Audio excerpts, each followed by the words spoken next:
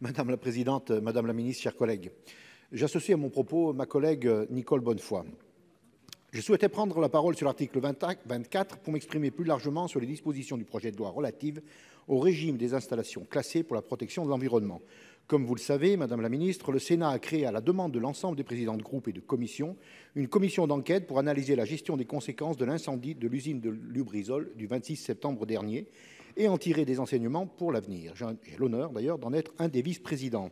L'objectif n'est pas à cet instant de m'exprimer au nom de la commission d'enquête, qui présentera ses conclusions d'ici le début du mois d'avril, mais de vous faire part, à titre personnel, de certaines réserves par rapport à ce projet de loi.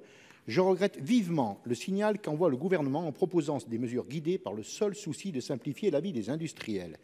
Ces propositions proviennent d'un rapport remis au gouvernement par notre collègue député Guillaume Kasbarian le 23 septembre 2019, c'est-à-dire 3 jours avant l'accident de Lubrizol.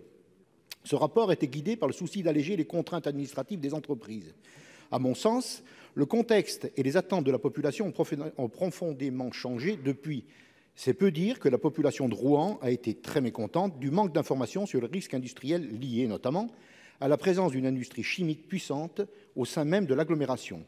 En limitant le rôle consultatif du Coderst, comme le prévoit l'article 24, je m'interroge sincèrement sur l'importance qu'accorde votre gouvernement à l'information du public par rapport à des considérations d'ordre économique.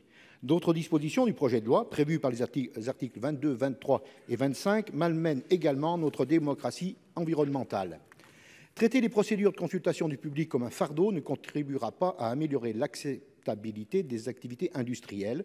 Au contraire, les réactions à l'accident Lubrizol témoignent d'une vraie crise de confiance dans nos territoires vis-à-vis de la maîtrise des risques industriels.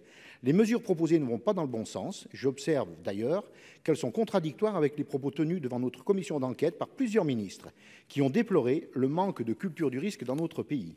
En outre, sur la forme, je m'étonne que le gouvernement propose dès à présent des dispositions sur ce sujet, alors que plusieurs prises de parole avaient laissé entendre que l'exécutif attendrait les conclusions des travaux des 2 assemblées avant de proposer des évolutions. Force est de constater que cette méthode n'a pas été respectée.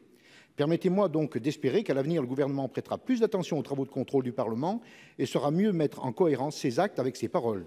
Et nous serons d'ailleurs ravis de lui offrir une nouvelle occasion de le faire lors de la présentation de nos conclusions d'ici quelques semaines. Je vous remercie, madame la ministre. Si nous